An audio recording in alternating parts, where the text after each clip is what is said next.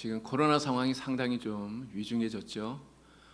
1,000명 넘는 확진자가 지금 며칠째 계속 나오고 있는데요. 그러나 그런 상황 속에서도 하나님께서 우리를 반드시 지켜주시는 줄로 믿습니다. 하나님 의지하시고 기도하시고 더 힘들 때, 어려울 때, 고난이 있을 때 하나님 붙드시면서 하나님의 은혜 가운데 승리하시는 우리 성도님들이 다 될 수 있기를 바랍니다. 지난주에 뉴스를 보니까요, 이런 뉴스가 하나 있었어요. 지하철에서 짧은 바지를 입은 한 젊은 여성이 갑자기 쓰러진 거예요. 그런데 그 쓰러진 그 여성을 보고 주변에 많은 남성들이 있었는데 아무도 도와주지를 않았다는 거예요. 왜 안 도와주었는가? 젊은 여성 갑자기 이렇게 쓰러졌다 하더라도 도와주려면 손을 대야 되잖아요. 근데 손을 대게 되면 성추행범으로 몰릴 수 있기 때문에 그래서 남성들이 아무도 안 도와주었다는 거죠. 그러면 이 기사가 나오고 나서 인터넷에 막 논란이 벌어졌습니다. 야, 진짜 도와주면 안 된다. 큰일 난다. 무슨 일 있어도 도와주면 안 된다. 뭐 이런 이야기를 하고, 또 어떤 사람들은 야, 어떻게 그럴 수 있느냐. 그래도 위험에 빠진 사람 도와줘야 되지 않느냐. 이런 이야기를 하면서 갑론을박이 벌어진 거죠. 근데 이런 기사들을 이렇게 쭉 보면서 야, 진짜 우리 사회가 어쩌다 이렇게까지 되었나 이런 생각이 들어서 굉장히 좀 씁쓸한 그런 마음도 들었습니다. 그런데 며칠 후에 반전이 일어났어요. 그 기사가 사실과 전혀 다르다는 그런 내용이 다시 나오게 된 거예요.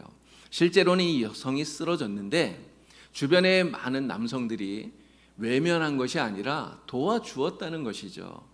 그를 도와주었다는 거예요. 곤경에 처한 이 승객을 도와주었던 이 훈훈한 미담이 사실은 내용이 왜곡이 되면서 전혀 엉뚱하게 이렇게 인터넷에 올라와서 젠더 갈등을 부추기는 그러한 논란을 부추기는 그러한 내용이 되었던 겁니다. 사실은 이 내용이 진짜인지 아닌지 그 사실을 확인하지 않고 인터넷에 막 이렇게 기사를 올린 언론에 큰 문제가 있는 것이겠죠. 그러나 어쨌든 그 내용을 다시 이렇게 보면서 야, 그래도 실제로는 누군가가 이렇게 곤경당했을 때 그래도 도와주었구나 이런 생각을 하면서 야, 우리나라가 그래도 아직은 좀 따뜻한 나라구나, 살만한 곳이구나 이런 생각도 들었습니다. 오늘은 우리 예수님께서 말씀하신 팔복 가운데서 5번째인 긍휼에 대한 이야기를 여러분들에게 드립니다. 우리 주님께서 말씀하시죠. 긍휼히 여기는 자가 복이 있다 이렇게 말씀을 하셔요. 여러분, 이 긍휼은 바로 우리 하나님의 성품이에요. 여러분, 성경을 보면 하나님에 대해서 말씀하면서 하나님이 자비로우신 분이시다. 하나님은 긍휼이 크신 분이시다. 이렇게 이야기를 하잖아요. 바로 우리 하나님의 성품 긍휼이라는 것입니다. 예수님께서 세상에 오셔서 사람들을 보실 때 어떤 마음을 가지셨는지 아시죠? 목자 없는 양처럼 유리하고 방황하는 이런 모습을 보면서 우리 주님이 얼마나 불쌍히 여기셨는지 몰라요. 여러분, 바로 그 주님의 마음이 긍휼히 여기는 마음이라고 하는 것이죠. 가엾게 여기고 불쌍히 여기고 측은히 여기고 그래서 그를 도와주는 마음, 이게 긍휼이라고 하는 거예요. 바로 주님의 우리 하나님의 이 긍휼의 마음을 우리가 가지고 그리고 우리가 긍휼히 여기게 되면 바로 그러한 사람이 복이 있는 사람이다. 오늘 주님께서 우리에게 말씀하고 있는 것입니다. 그런데 우리 주님께서 말씀하시는 바로 이 하나님의 성품인 긍휼, 여러분, 우리가 동정심을 갖는다 이런 말 하잖아요. 누군가가 어려움에 처했을 때 동정을 베풀 수 있습니다. 근데 이 긍휼, 하나님의 성품인 긍휼은 이러한 동정심에 머무르는 게 아니라는 것이죠. 그것을 넘어선다고 하는 거예요. 다른 사람이 어떠한 처지에 처해 있는지 그의 처지를 나의 처지처럼 생각하는 것입니다. 또 그 사람의 입장에 서는 것이죠. 그가 느끼는 대로 우리가 함께 느끼고 그리고 함께 아파하는 거예요. 그 사람이 나와 아무런 상관이 없는 사람일 수 있습니다. 비록 상관없는 사람이라 할지라도 그 사람의 입장에 서서 그 사람과 깊이 공감하면서 그의 부족함을 채워주는 이게 바로 하나님의 긍휼이라는 것이죠.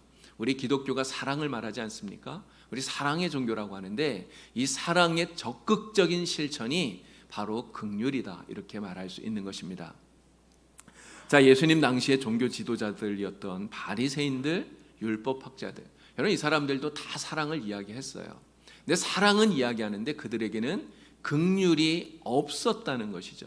그들은 눈에는 눈, 이에는 이. 이게 모세의 율법이라고 생각을 합니다. 물론 모세가 그렇게 얘기했어요. 하나님의 법이라고 그들은 그렇게 생각을 한 겁니다. 죄를 지은 자 당연히 율법대로 처단해야 된다. 처벌받아야 된다. 이게 당시 종교 지도자들의 생각이었어요.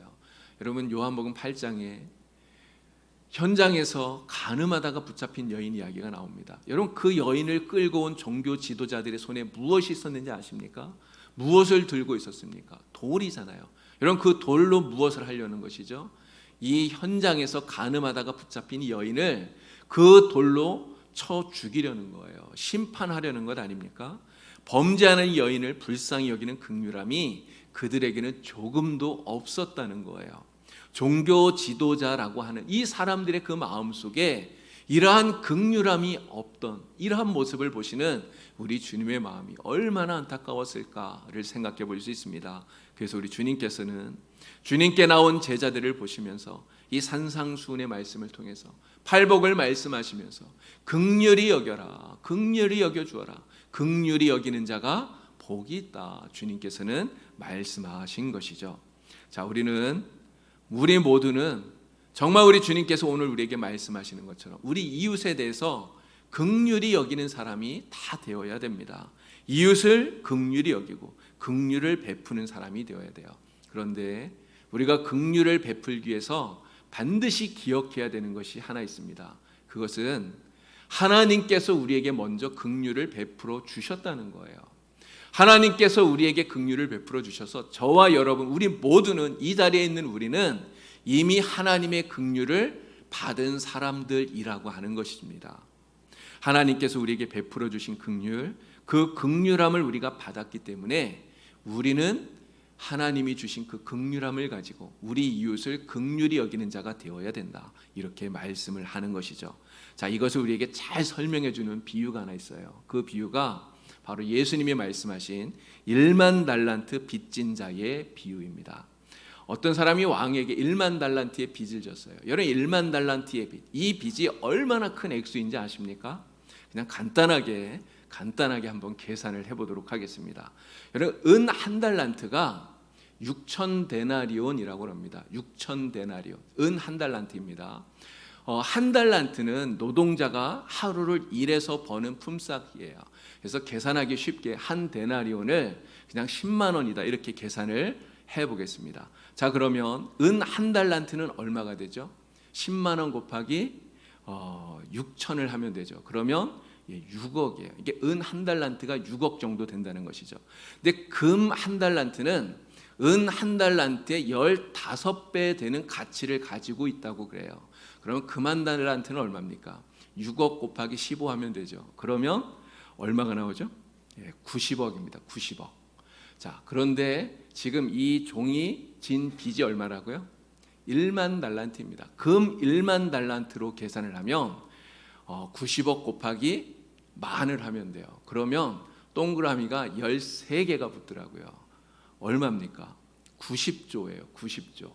1만 달란트를 빚졌다?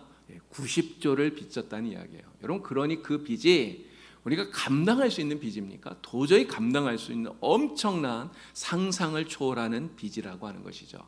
자, 그런데 지금 성경에서 말하는 1만 달란트가요, 사실은 이런 산술적인 이렇게 계산해서 90조 이런 이야기를 하려고 하는 게 아니에요. 여러분, 90조가 우리에게는 정말 감당할 수 없는 그러한 금액이에요. 천문학적인 숫자 아닙니까? 그런데 우리에게는 그렇지만 여러분, 그렇지 않은 사람도 있더라고요. 여러분, 전 세계에 지금 가장 부자라고 하는 사람이 누군지 아십니까?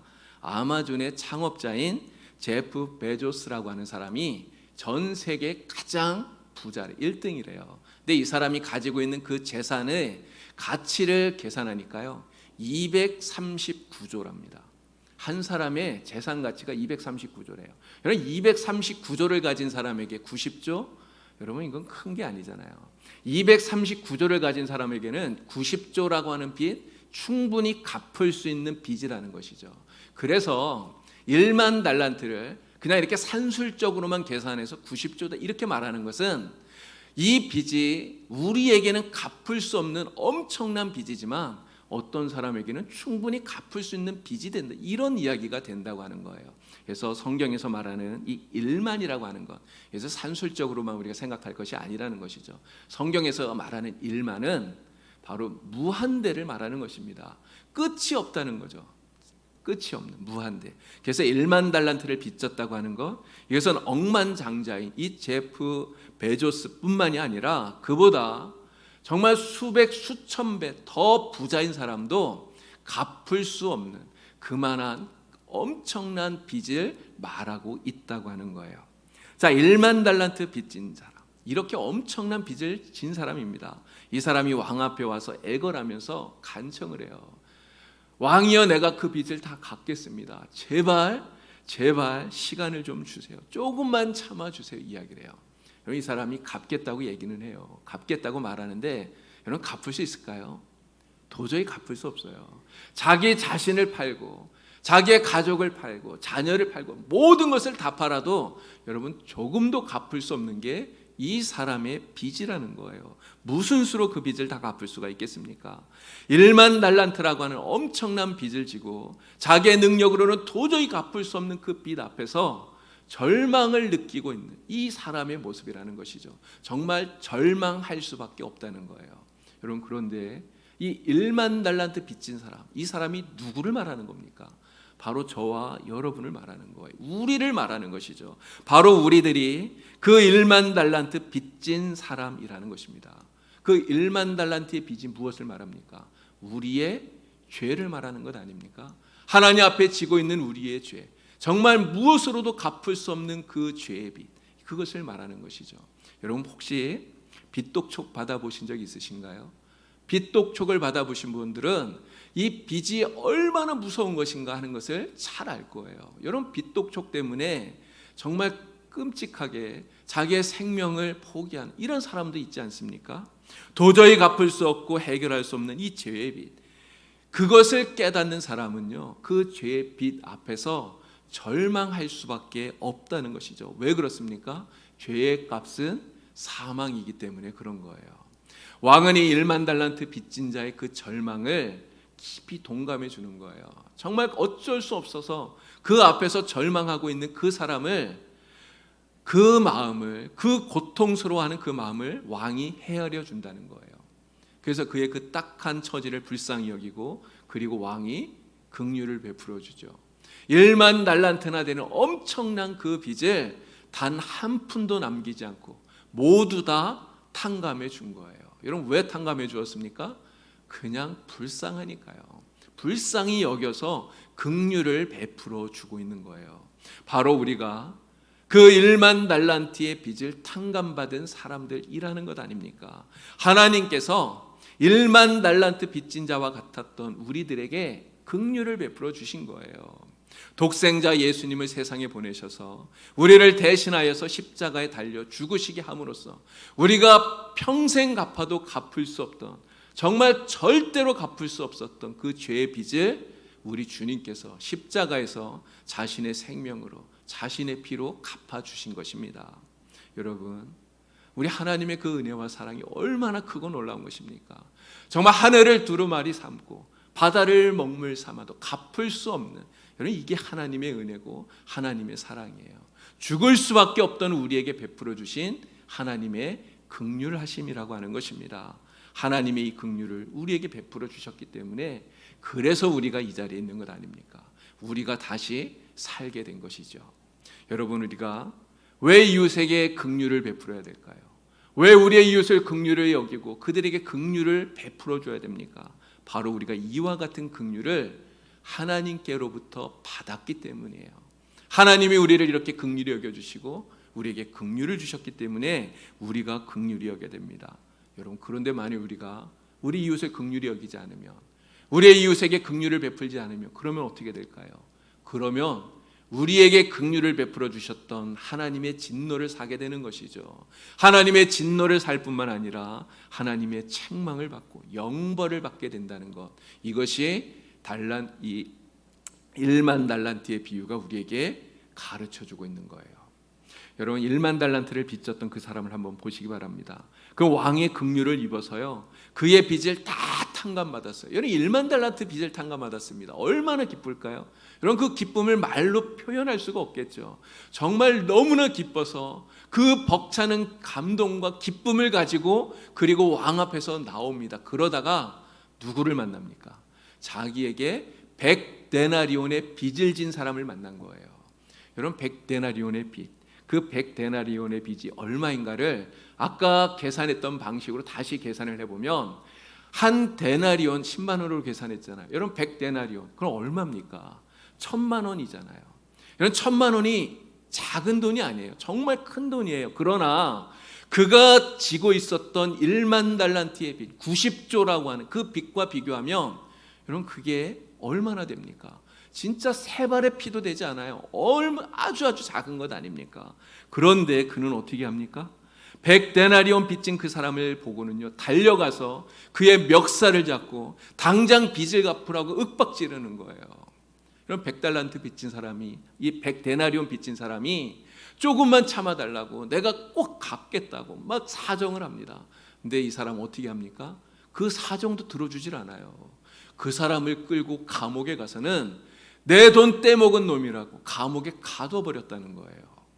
여러분 자기는 말로 다 형용할 수 없는, 정말 하나님의 엄청난 그 왕의 은혜를 받지 않았습니까? 자기는 그렇게 큰 은혜를 받았으면서 자기에게 빚진 정말 작은 빚을 진 그 사람에게는 조금의 은혜도, 조금의 자비도, 조금의 긍휼도 베풀지 않았다는 거예요. 여러분 이 사람 어떻게 되었습니까? 왕이 다시 그 사람 불러오잖아요. 그리고 왕이 그 사람에게 이야기합니다. 이 악한 종아, 내가 빌기에 내가 너의 빚을 다 탕감해 주었는데 너도 너에게 빚진 자를 불쌍히 여기는 것이 마땅하지 않냐. 왕이 그렇게 이야기를 합니다. 이웃에게 조금의 긍휼도 베풀지 않았던 그는 왕의 큰 책망을 받아요. 심지어 왕은요, 그에게 베풀어 주었던 그 긍휼을 철회합니다. 그 긍휼을 베풀어 주었던 것들을 되돌려 버린다는 거예요. 그리고 1만 달란트를 다 갚도록 그를 다시 감옥에 가두어 버렸습니다. 내가 너를 불쌍히 여긴 같이 너도 내 동료를 불쌍히 여기는 것이 마땅하지 않느냐. 여러분 이 말이 무슨 말입니까?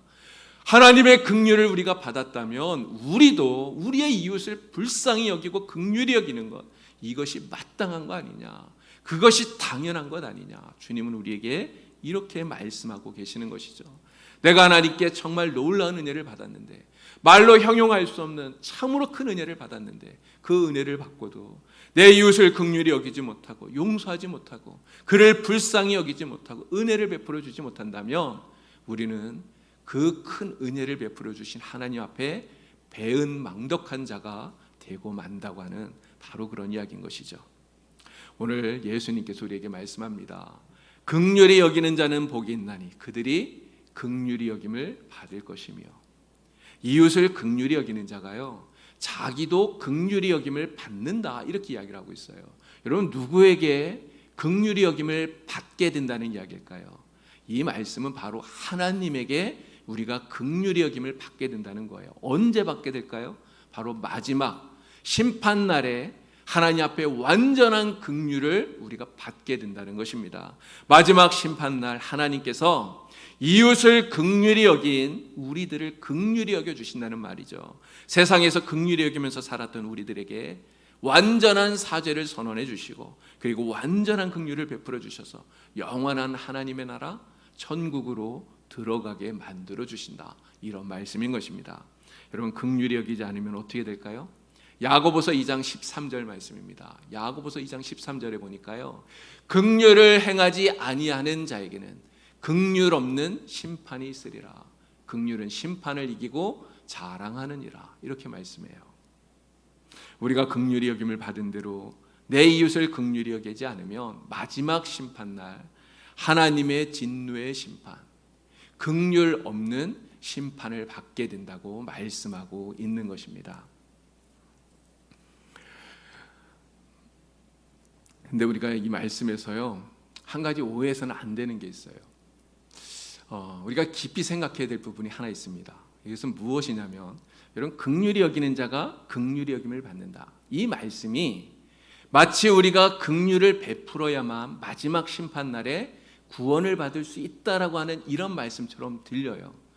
긍휼이, 우리가 베푸는 긍휼이 마지막 날 구원의 조건처럼 들린다는 것이죠. 그러나 이 말씀은 긍휼을 베푸는 것이 마지막 그 심판날 구원의 조건으로서 우리에게 말씀하는 게 절대 아니라는 것입니다. 우리가 이것을 오해하면 안 된다는 것이죠. 우리는 예수님을 믿음으로써 이미 구원받은 사람들이 되었어요. 하나님이 구원을 주시지 않았습니까? 하나님의 백성이 되었잖아요. 그래서 이 자리에, 이렇게 하나님 예배하는 자리에 우리가 있는 것 아닙니까? 그런데 우리가 하나님의 백성으로서 긍휼을 베풀면서 살아야 마땅한데, 우리가 그렇게 하지 않으면 마지막 그 심판날 하나님께서 우리의 믿음을 인정하지 않으신다고 하는 거예요. 하나님께서 우리의 믿음을 인정하지 않으시고 우리에게 책망을 하신다는 거죠. 만일 우리가 긍휼을 베푼다면 하나님께서 그것을 보시고 우리의 믿음을 인정하시고 우리에게 완전한 긍휼을 베푸셔서 천국에 들어가게 하신다는 겁니다. 하나님께서 왜 이렇게 하실까요? 그냥 한번 긍휼을 베푸셔서 구원 얻은 백성이 되게 하셨으면 끝이지, 왜 마지막 날 다시 또 이런 일을 하나님 하시느냐는 것입니다. 이것은요, 우리가 가지고 있는 믿음, 우리 안에 있는 이 믿음을 증명하는 것이 말로 되어지는 것이 아니라 바로 긍휼을 행하는, 바로 이 긍휼을 행하는 행함으로 증명할 수 있는 것이기 때문에 그렇다는 거예요. 긍휼을 베푸는 것이 바로 마지막 심판 때 우리의 믿음을 증명하게 되기 때문에 그런 것입니다. 자, 그러나 예수를 믿고 구원받은 백성이 되었음에도 불구하고 하나님의 백성으로서 마땅히 베풀어야 될 이 긍휼을 베풀지 않으면 마지막 심판날 그의 믿음이 거짓되다, 하나님 그렇게 보시고 바로 그에게도 긍휼 없는 심판을 베푸시게 되는 것이죠. 여러분, 이것을 잘 알게 해주는 또 하나의 예화가 있어요. 예수님이 말씀하신 양과 염소의 비유입니다. 여러분, 그 비유 가운데 왼편에 있는 사람들, 염소 편에 있는 사람들, 여러분 우리가 깊이 생각해야 돼요. 여러분, 이 사람들에게 예수님께서 말씀합니다.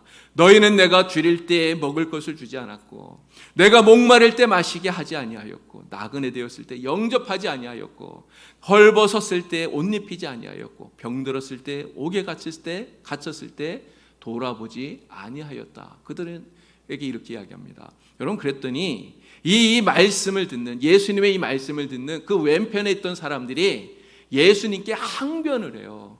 아니, 주님이 언제 그랬습니까? 우리가 언제 주님을 그렇게 돌보지 않았다고 그럽니까? 이야기를 해요. 그때 예수님 뭐라고 말합니까? 너희 가운데 있는 지극히 작은 자 한 사람에게 하지 않은 거, 그것이 나에게 하지 않은 것이다. 주님이 이렇게 말씀하시죠. 여러분, 왼편에 있었던, 염소편에 있었던 이 사람들 다 예수님 믿는다고 하던 사람들이에요. 예수님을 믿는다고 하던 사람들, 1만 달란트 빚을 탕감받은 그러한 사람처럼 하나님의 한없는 은혜를 받은 사람들이라고 하는 것입니다. 그러나 자기는 그토록 한없는 은혜를 받았으면서 그럼에도 불구하고 자기와 함께 있는 이웃에게 조금의 긍휼도 베풀지 않았던 사람들, 그들이 바로 이 왼편에 있는, 염소편에 있는 사람들이라는 것이죠. 그들은 마지막 심판 때 입으로는 믿는다고 말해요. 내가 예수님 믿는다고 말해요. 그러나 그 믿음의 증거인 긍휼을 나타내 보이지 못하기 때문에 주님의 책망을 받는 것입니다.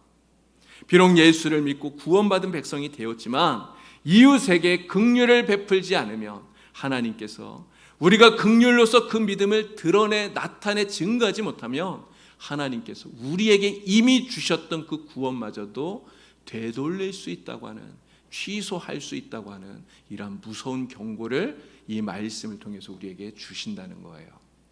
여러분, 그러나 이 말씀을 듣고 너무 걱정할 필요 없습니다. 저 여러분들에게 겁먹으라고 이 말씀을 드리는 게 아니에요. 두려워하라고 이 말씀을 드리는 게 아닙니다. 걱정할 필요가 없어요. 왜 그렇습니까? 긍휼을 베푸는 사람은 당연히 하나님의 복을 받기 때문에 그래요. 긍휼로서 자신의 믿음을 나타내 보이는 사람은 마지막 심판 때에 하나님의 완전한 긍휼을 입게 되기 때문에 그런 것입니다. 야고보가 이야기했잖아요. 긍휼은 심판을 이기고 자랑하느니라 이야기합니다. 긍휼은 심판을 이겨요. 우리가 이러한 긍휼을 가지고 우리에게 있는 이 믿음을 우리가 나타나고 증거해 보이면 마지막 그 심판날 하나님의 심판을 이기게 되는 것입니다. 심판을 받는 것이 아니라 하나님의 칭찬을 받고 정말 하나님이 기뻐하는 자가 되어서 하나님이 우리에게 예비해 두신 하나님의 영원한 나라 천국으로 우리가 들어가게 되는 줄로 믿습니다. 예수님께서 강도 만난 이웃에게 베푼 이 자비를 베푼 선한 사마리아인의 비유를 우리에게 또 들려주셨는데요. 여러분, 이 비유 가운데 보면요, 한 사람이 여리고로 내려가다가 강도를 만나서 죽을 지경이 되었잖아요. 정말 두들겨 맞고 가진 거 다 빼앗기고 죽을 지경이 되었어요. 여러분, 그것을 보고도 못 본 척 제사장이 그냥 지나갑니다. 레위인도 그냥 지나가요. 그런데 사마리아인이 지나가다가 그를 보고는 그를 도와주죠. 강도 만나서 죽어가는 그 사람에게 가까이 다가갑니다. 그리고 기름과 포도주를 그 상처에 붓고 그 상처를 싸매주죠. 자기의 나귀에 태워서 주막으로 데리고 가요. 그리고 자기의 돈을 들여서 그 사람을 정성껏 치료해 주게 합니다. 여러분, 이 사마리아 사람이 왜 이 사람을 이렇게 도와줄까요? 이 사람을 도와줘야 될 그런 이유가 있습니까?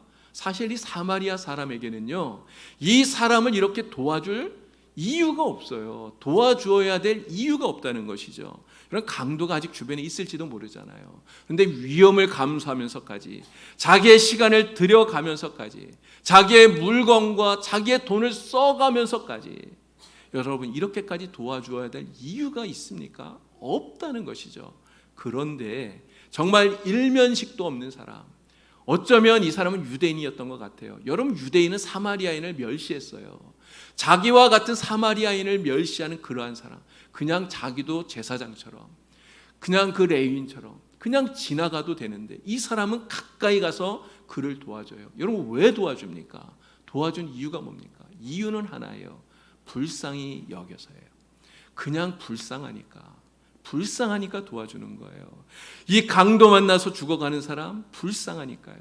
얼마나 아플까? 얼마나 고통스러울까? 얼마나 괴로울까? 내가 이 사람 그냥 지나가면 안 되지. 내가 이 사람 도와줘야지. 여러분, 그러한 마음이 이 사마리아인의 마음에 있었기 때문에 그를 도와주는 것이죠. 바로 긍휼을 베풀고 있었다는 거예요. 예수님 뭐라고 말합니까? 이 사마리아 사람이 강도 만난 사람의 참 이웃이라고 이야기를 해요. 그러면서 예수님 우리에게 말씀하시죠. 너도 가서 이와 같이 하라. 너도 가서 이와 같이 하라. 이것이 바로 우리 주님의 말씀인 것입니다. 여러분, 우리는 모두가 다 하나님으로부터 긍휼을 받은 사람들이에요. 하나님의 엄청난 긍휼, 정말 말로 형용할 수 없는 놀라운 은혜를 우리에게 주시지 않았습니까? 하나님이 우리를 긍휼히 여겨주시지 않았더라면 여러분, 우리는 정말 죽을 수밖에 없는 죄인들입니다. 하나님의 긍휼로 인해서 우리가 용서를 받았고 우리가 하나님의 백성이 되어서 다시 살게 되었어요. 하나님이 우리를 긍휼히 여겨주셨기 때문이에요. 하나님이 우리를 이렇게 긍휼히 여겨주셔서 하나님의 백성이 되게 해주셨기에 오늘 우리는 그 긍휼함을 받은 자로서 우리 이웃에게 우리도 긍휼을 베푸는, 정말 용서하고 자비를 베풀고 사랑을 베푸는 그러한 사람들이 다 되어야 되는 것입니다. 사실 우리는요, 모두가 다 긍휼이 필요한 사람이에요. 여러분, 긍휼이 필요 없는 사람이 없습니다. 다 긍휼히 여기기만 하면서 살아야 되는 사람, 여러분, 그런 사람 없어요. 저도 그렇고 여러분도 그렇고 우리는 다 긍휼이 필요한 사람들 아닙니까? 여러분, 이 한 주간 우리가 만나는 모든 사람들에게 정말 하나님의 그 긍휼하심을 가지고 긍휼을 베푸는 여러분이 되길 바랍니다. 또 여러분들 스스로도 많은 사람들에게 긍휼을 받으면서 그렇게 살아갈 수 있길 바랍니다. 그래서 하나님의 사랑이 정말 우리 안에 풍성해지기를, 우리 봉산교회가 하나님의 사랑으로 풍성한 교회가 되는 그러한 은혜가 있기를 우리 주님의 이름으로 간절히 축원을 드립니다. 기도드립니다. 하나님 아버지, 하나님께서 우리를 사랑하여 주시고 하나님께서 우리에게 은혜를 베풀어 주셔서 우리가 하나님의 긍휼하심을 입은 사람이 되었습니다. 우리가 이 사랑을 가지고 이 세상을 살아가는데 정말 그 1만 달란트 받았던 어리석은 종처럼 긍휼을 베풀지 못하는 어리석은 자 한 사람도 없도록 하나님 도와주시옵소서. 하나님이 우리에게 주신 그 긍휼하심, 하나님이 우리에게 베풀어 주신 그 사랑을 가지고 하나님, 우리도 긍휼히 여기며 살아가는 하나님의 참된 복 있는 사람들이 다 되기를 원합니다. 우리 봉산교회 안에 이러한 하나님의 사랑이, 주님의 자비가, 하나님의 긍휼하심이 넘쳐나기를 간절히 원합니다. 우리 교회가 정말 하나님 살아 역사하는 작은 천국이 되도록 성령님 인도하여 주시옵소서. 예수님의 이름으로 기도드리옵나이다. 아멘.